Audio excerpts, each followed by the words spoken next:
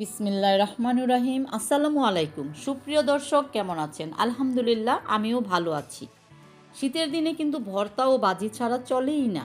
আজকে আমি আপনাদের সামনে শেয়ার করব পেঁয়াজকলির একটি ভর্তা রেসিপি।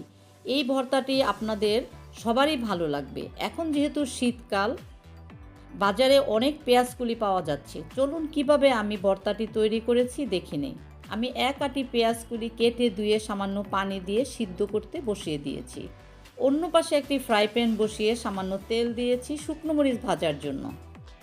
ভর্তা কিন্তু শুকনো ভাজা মরিচ দিয়েই ভালো লাগে। কেউ যদি মনে করেন কাঁচা মরিচ দিবেন, সেটাও দিতে পারেন। আমি ভাজা মরিচগুলো উঠিয়ে নিয়ে সেই প্যানে দিয়ে দিব কেটে রাখা আলুর টুকরো। তার পাশে দিয়ে দিব ভাজার জন্য 7-8 টুকরো রসুনের কোয়া ও হাফ কাপ পেঁয়াজ কুচি। পেঁয়াজ কুচিগুলি কিন্তু আমি লাল করে ভাজবো না, সামান্য সিদ্ধ হলেই এটা নামিয়ে ফেলব, যাতে পেঁয়াজের কাঁচা গন্ধটা না থাকে। পরে আলু ও রসুনের কোয়াগুলো সিদ্ধ না হওয়া পর্যন্ত ভাজবো। ভাজা হলে নামিয়ে নিব।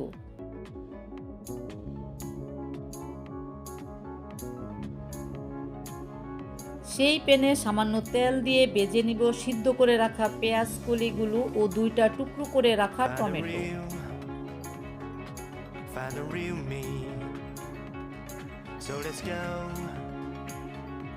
এখন আমি ভর্তা বানানোর জন্য প্রথমে শুকনো ভাজা মরিচগুলো লবণ দিয়ে ম্যাশ করে নিয়ে সবগুলো উপকরণ একসাথে মিশিয়ে নিব।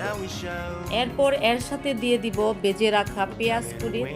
সব উপকরণ একসাথে মিশিয়ে নেওয়ার পর এর মধ্যে দিয়ে দিব স্বাদ বৃদ্ধির জন্য একটু বেশি করে সরিষার তেল। তারপর সবগুলি আবার আমি একসাথে মিশিয়ে নিব।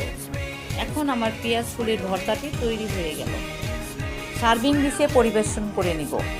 পেঁয়াজ কুচির ভর্তাটি দেখতে যেমন লোভনীয়, খেতেও হয়েছে অসাধারণ। একবার হলেও ট্রাই করে দেখবেন। আমার এই পেঁয়াজ কুচির ভর্তাটি যদি আপনাদের ভালো লেগে থাকে তাহলে ভিডিওটি লাইক দিয়ে কমেন্ট করতে ভুলবেন না। সবাই ভালো থাকবেন। আল্লাহ হাফেজ।